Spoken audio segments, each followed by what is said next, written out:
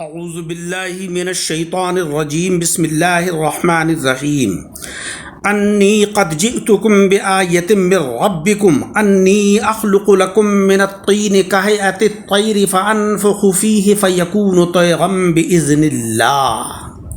یہ فرماتا ہوا کہ میں تمہارے پاس ایک نشانی لایا ہوں تمہارے رب کی طرف سے کہ میں تمہارے لیے مٹی سے پرندے کی سی مورت بناتا ہوں، پھر اس میں پھونک مارتا ہوں تو وہ فوراً پرندہ ہو جاتی ہے اللہ کے حکم سے۔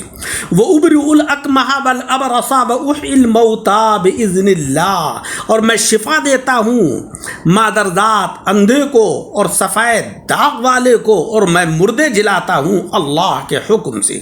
وَأُنَبِّئُكُم بِمَا تَأْكُلُونَ وَمَا تَدَّخِرُونَ فِي بُيُوتِكُمْ، اور میں تمہیں بتاتا ہوں کہ جو تم کھاتے ہو اور جو تم اپنے گھروں میں جمع کر کے رکھتے ہو۔ ان فی ذالک لآیۃ لکم ان کنتم مؤمنین، بے شک ان باتوں میں تمہارے لیے بڑی نشانی ہے اگر تم ایمان رکھتے ہو۔ سامعین اکرام، اس آیت کا ترجمہ اور مختصر تفسیر درس اول میں آپ حضرات نے سماعت فرمائی۔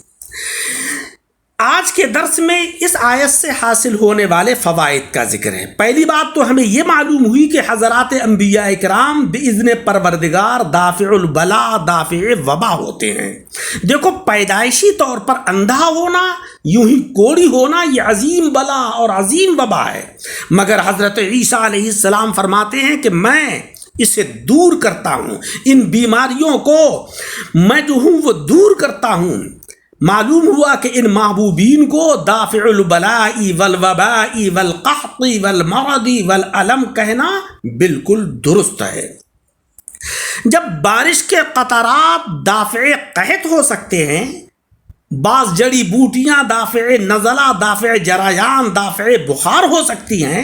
ایک شربت کا نام شربت فریاد رس ہے، ایک دوا کا نام دوائے شافی ہے، تو کیا یہ حضرات انبیاء اکرام کی برکات اور ان کے فیوض ان جڑی بوٹیوں سے بھی کم ہیں؟ حضرت یوسف علیہ السلام نے فرمایا تھا کہ میری یہ قمیص لے جاؤ، اسے میرے والد کی نابینا آنکھوں کی شفا کے لیے ان کے چہرے پر ڈال دو، ان کی آنکھیں اچھی ہو جائیں گی۔ یہ ہے دافع البلاء والوبا کی جلوہ گری۔ اس آیت سے معلوم ہوا کہ نبی کی شان پہچاننا یہ ایمانیات میں سب سے مقدم ہے۔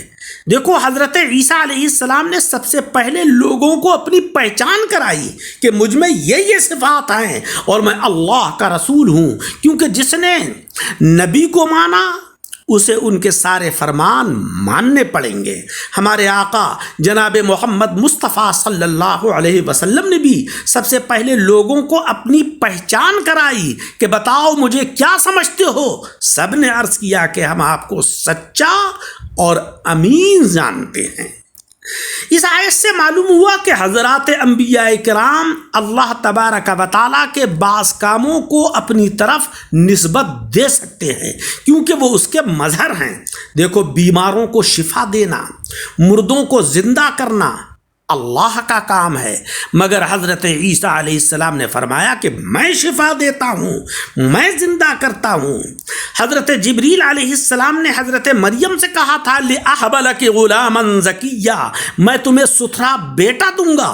لہذا یہ کہنا کہ رسول اللہ سب کو عزت دیتے ہیں، اولاد دیتے ہیں، جائز ہے، کیونکہ دینے والا تو حقیقتاً اللہ تبارک و تعالی ہے، مگر تقسیم فرمانے والے جناب محمد مصطفیٰ صلی اللہ علیہ وسلم ہیں۔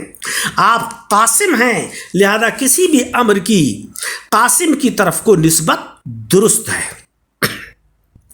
اکثر معجزات انبیاء کرام کے قبضے میں ہوتے ہیں کہ جب چاہیں دکھا دیں، جیسے موسیٰ علیہ السلام کے قبضے میں لاٹھی کو سانپ بنانا، اور حضرت عیسیٰ علیہ السلام کے قبضے میں بیماروں کو شفا دینا وغیرہ، اور ہمارے آقا علیہ السلام کے قبضے میں بہت سے معجزات اللہ تبارک و تعالیٰ نے عطا فرمائے۔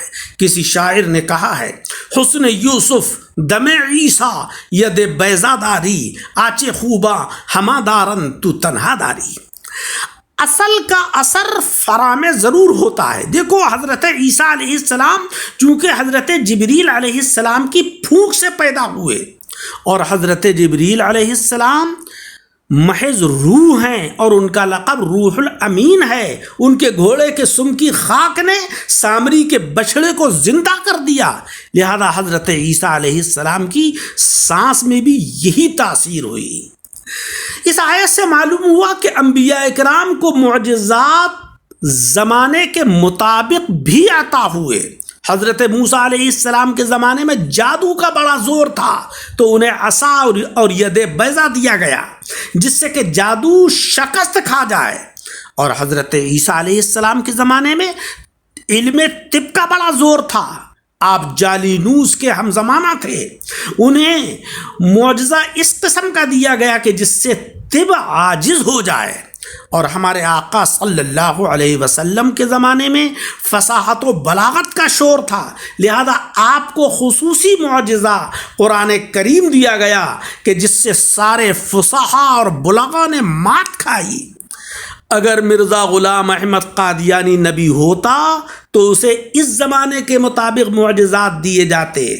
اب چونکہ سائنس کا دور ہے اور ایجادات کا شور ہے, اس کا معجزہ بھی اسی قسم کا ہونا چاہیے تھا, لیکن ایسا نہیں ہے. معلوم ہوا کہ مرزا غلام احمد قادیانی جھوٹا ہے. بزرگوں کی دعا سے تقدیریں بدل جاتی ہیں, عمریں بڑھ جاتی ہیں, گئی ہوئی عمریں دوبارہ مل جاتی ہیں, مشکلات حل ہو جاتی ہیں, نصیب کھل جاتے ہیں.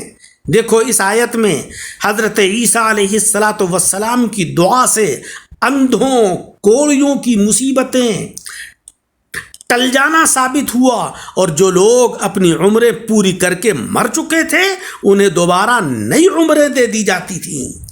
اللہ تبارک و تعالی اپنے محبوبین کو عالم اجسام, عالم امکان, بلکہ عالم امر کی حکومت دیتا ہے. ان کے احکام باذن پروردگار ہر جگہ چلتے ہیں. اس آیت میں دیکھیے عیسیٰ علیہ السلام کا حکم اس عالم میں بھی چلتا تھا کہ آپ کے فرمان پر مردے کے ذرے جمع ہو جاتے تھے, اور عالم امر پر بھی چلتا تھا کہ آپ کے حکم پر گئی ہوئی روح لوٹ آتی تھی. مگر یہ ساری خصوصیات, سارے تصرفات اللہ تبارک و تعالی نے آپ کو عطا فرمائے. خاصان الہی کو جو بھی تصرفات ہیں, جو بھی ان کے کرامات ہیں, جو بھی ان کی خصوصیات ہیں, حقیقتاً اللہ تبارک و تعالیٰ کی عطا ہیں. مولا رب العزت ہمیں قرآن عظیم کو پڑھنے, اس کو سمجھنے اور اس کے اوپر عمل کرنے کی توفیق عطا فرمائے. آمین بجاہ النبی الکریم.